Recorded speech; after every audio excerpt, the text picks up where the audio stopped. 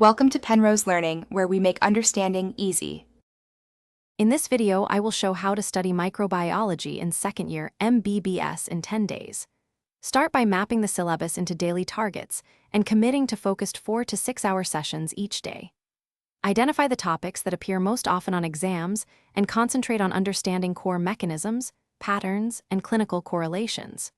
Use short, timed study sprints, keep notes concise, and review flashcards every evening to lock in memory.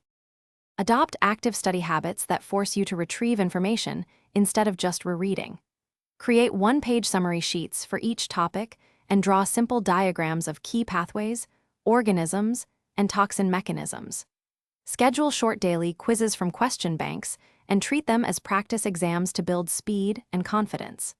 Keep revisiting weak areas with spaced repetition and turn complex facts into simple stories or analogies to aid recall. Structure each day with clear blocks: 2 focused learning sessions, a midday review, and an evening question practice block.